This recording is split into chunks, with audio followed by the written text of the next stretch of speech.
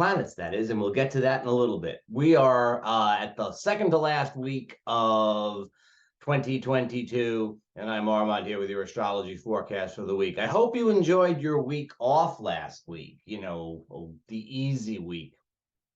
Wasn't really much of a vacation, was it? No. But this week is, you wouldn't believe it. You will believe it. You will believe it as we go through it, but you wouldn't believe it beforehand. We have a lot of stuff going on this week. I would suggest you stop off at the Medium channel, maybe on Sunday morning at 11, and watch what Adam Bernstein has to say. He's always got an interesting take on things. But I would also suggest that you subscribe to this channel, because on Tuesday of next week, we will have a special solstice video. We had a Jupiter in Aries video, which was already out last week. So just go scroll through the videos and see if you can find that. We're going to do a special one on the solstice. That will be more or less about the next 3 months in the collective. But the collective is important. As I always am at pains to say, the collective is where you live. This is what's going on. This is the environment that you're doing everything in. The collective is kind of the outside of your life as much as the inside of your life is the things that you're maybe more inclined to identify with. Whatever happens in the collective affects you. If you have any doubts about that, I refer you to the recent COVID pandemic, which would probably be enough to convince you that the collective matters. So the video on that will be out around Tuesday. Now, the first thing I want to say about this week is that we have planets out of bounds. What do I want to say about that? Well, when a planet is out of bounds, it is very active and rather erratic. Okay, so we get a powerful energy. By powerful, I mean we feel it, we have to deal with it, it's here type of thing. And erratic is it doesn't behave as it normally would. Okay, so we just think about, this is like the planets have had 3 cups of coffee and 2 martinis. It's that's what I mean by an erratic energy. Doesn't sound like all that bad. Anyways, but I don't know how well Mercury, Venus, retrograde Mars, and the moon are going to be handling all of this, okay? And those are the planets that are out of bounds for this week, right? It's rare to have, it's kind of rare to have any planets out of bounds. It's very rare to have more than one. And we have all of the inner planets out of bounds. Out of bounds means beyond the sun's orbit, well, beyond the sun's declination, goes higher or lower in the sky than the sun ever goes. And so this week, the moon, which rules our collective, it's our whole, the mood derives from moon. So the moon is out of bounds. We see a lot of just the collective, folks get a little bit, it's almost like having a full moon or something like that, a little lunacy. Mercury rules commerce and communication, and he's deep into the shadow of his retrograde. He's going retrograde next week. And so we're already deep in the shadow of the retrograde, and he's out of bounds. So it's almost like we're in Mercury retrograde already. Venus, well, that has a lot to do with our relationships and our sense of aesthetics. So it's your love life, it's your creativity.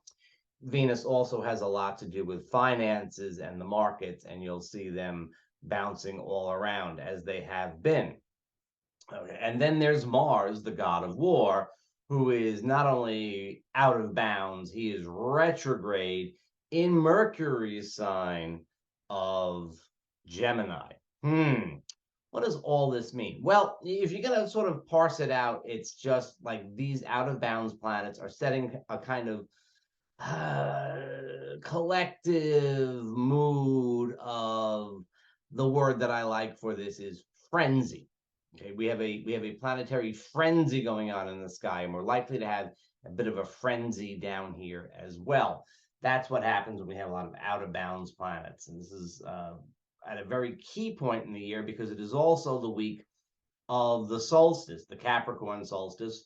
For those of us here in the northern hemisphere, that is the winter solstice. It's also the week of the new moon in Capricorn. And as I sort of said before, it is the week that Jupiter is going to move into Aries. So, lots and lots of stuff this week. Okay, so unpacking it a little bit at a time. We have the general frenzy of the out of bounds planets. That's one thing.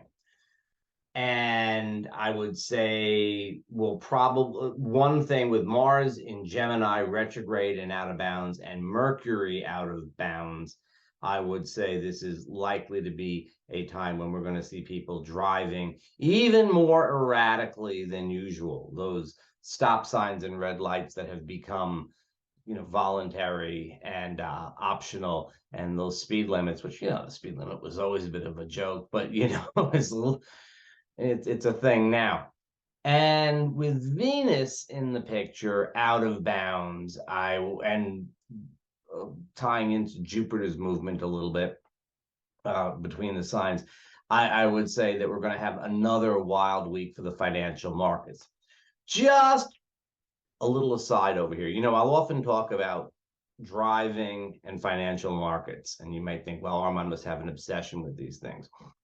I mention them usually when the relevant planets of Mercury and Venus are particularly active. But the truth of the matter is, I always kind of watch them because both of these things are collective things that are ruled by sentiment.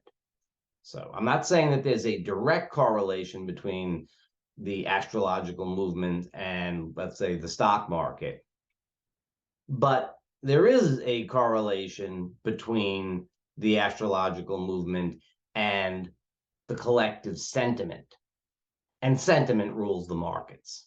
So it may be a step away. There is a little filter of rationality that goes on there, but if you really watch it, you see what's happens is that sentiment rules things. It's not really the case that people are being really rational about things. So it's a very good indicator for the markets are a good indicator of public sentiment, and public sentiment is a good indicator of what's going on with the planets. That's reading the thing backwards. But I'll tell you, when I see a day when the markets make a big swing up or down, and I didn't really think that much was going on that day, I go back and check the astrology again. As for driving, it's another one of those things that's just ruled by collective sentiment. And there's just days when we all say, oh my God, I was driving like a maniac today. Let's see what's happening with Mercury. So this week, we certainly have things to watch as far as that goes. Now, moving on to the solstice, we'll talk about it in terms of the collective and get really into it on the next video. But what I want to say about it this week, for just thinking about it in terms of this week, is that the sun is square to Jupiter at the solstice. And although this would be in the northern hemisphere the darkest time of the year, and it is a very dark time, there's a sort of a pop from this that is a little bit of it's like a flash bulb going off in a dark room. So we're very likely to see right on the 21st a lot of activity. The 21st into the 22nd, you're liable to see things happening very, very quickly. There's a lot of impatience out there, okay? And yes, it'll affect driving, it'll affect markets, it'll affect all kinds of things. Impatience is the word, okay? There's a frenzy going on in the sky with the planets. There's a lot of impatience down here.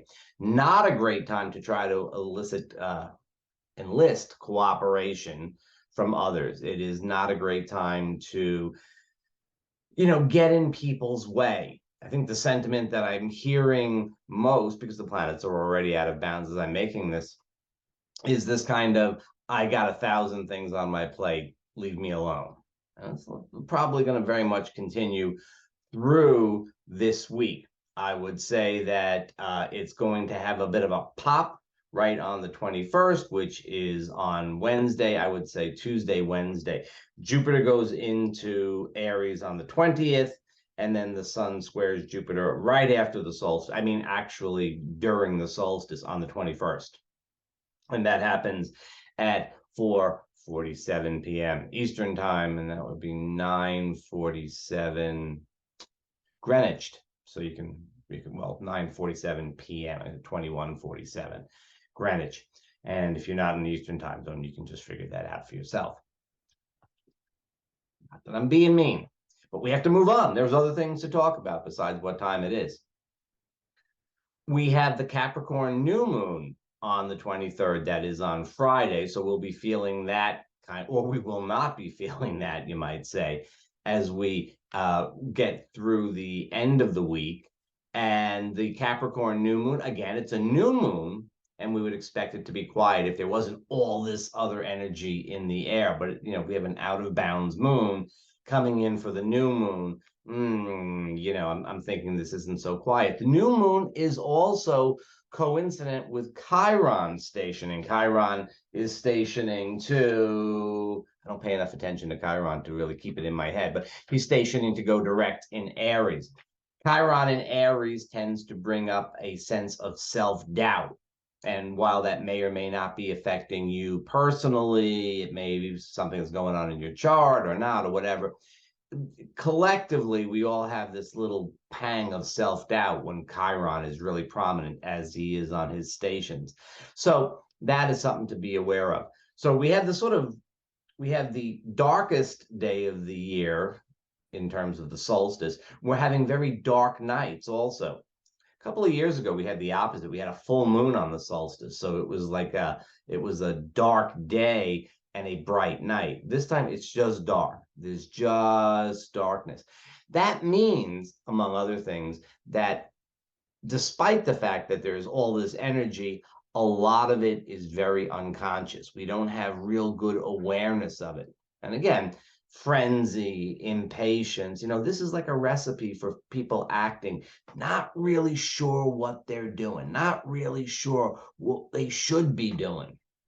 Okay, it sounds, doesn't it, really kind of a bit crazy? Well, it is. There's a few things that are happening, though, that will be moving through next week and worth looking at. We're getting the start of some very nice, well, you know, all other things being equal, some very nice relationship energy, in that Mercury, out of bounds Mercury, is making a nice sextile to partnership asteroid Juno. And Venus is making a trine to Uranus, who is in her home sign of Taurus. So what does that mean? Well, it suggests that we can find we can take a little bit looser approach to some things when it comes to relationship. We can be a little bit more flexible. It'll be a little easier to break out of routines, to take our expectations and sort of put them on the shelf for a little while we deal with what's actually happening. And that's a pretty good thing. Okay, so we can kind of work with that. The Mercury Juno thing, well, you know, stationing Mercury out of bounds is a little bit unpredictable. And Juno is in a sign where she's happy enough, but Mercury doesn't like it very much. Express what you need, express what you want, express gratitude for what you have, if you have anything. Don't shout it. Okay. You know, when you want something, it would be enough to say that you want it without, you know, really pounding the point home, which is a possibility with Mercury in his present condition. The Venus thing, though, the Venus Uranus trine is just pretty much a nice kind of vibe to mix things up, to make changes. You know, it's the end of the year, and you're thinking, well, you know, what has this year been about, and what do I want next year to be about? And Venus and Uranus are sort of saying, well, how about this? How about we make it like this? You sort of put some new plans in place. Now, as we'll discuss next week, there's going to be some changes to the mood, although we do have this kind of flexible, easy mood in relationships will continue through much of next week. Okay, In summary, frenzy, okay? Things are a little bit out of bounds. And we have not only the planets out of bounds, we have a solstice that is extraordinarily active, being with the sun square to Jupiter. We have a new moon in Capricorn, which is really sort of, it's an inward vibe to think about the past year and the coming year. And it's not likely that we're going to have a lot of time for reflection. We have Chiron stationing to go direct on Friday, and that could create a sense of self-doubt for some folks. We do have some fairly workable relationship energy in the meantime. Yeah, it's mixed messages. The cosmos is sending mixed messages. And so the secret to your success, the strategy for the week, is to take things as they come, one thing at a time. Try to maintain as much awareness, try to maintain as much consciousness of the situations that you're in as you can, and be very, very aware that not everybody is going to be putting out that same effort. There's going to be a lot of reactions, there's a lot of reactivity with this. Again, somebody didn't like it that I was snapping my fingers during the video. So I've actually tried to cut back. But I like to snap and do those things. Someone was asking when the astrology, a lot of people frequently ask, and I know it's kind of, half fooling and whole earnest type of thing. When are we going to get some easier celestial weather? Well, we always have different celestial weather, right? I mean, we've been through a very Neptunian period for a few weeks, and now that's kind of in the recesses, and we're now dealing with different energies, different. Things don't really, I mean, they don't really settle down for long in terms of the astrology.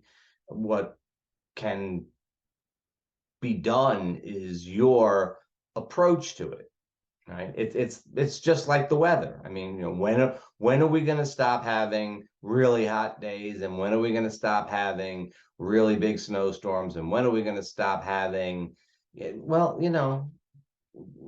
there's always going to be these things. They're getting worse. And there are times when things are a little extra, and we are astrologically at a time when things are going to be a little extra. But the conditions are always there. The conditions will always be there. And even if we had a forecast for like the most harmonious week going, the truth of the matter is that it could be hitting your chart in a way that is really challenging. You need to talk to an astrologer about that to see what was going on in your life, if things are happening and so on. But the astrological weather never stays too calm for long, just as the meteorological weather never stays too calm for long. It's about us learning to handle it. You can hear the dog barking. I think you can hear the dog barking. Things happen out on the street, and he's trying to handle that too. I'll see you for the Capricorn solstice video on Tuesday, or else next week. Why not both?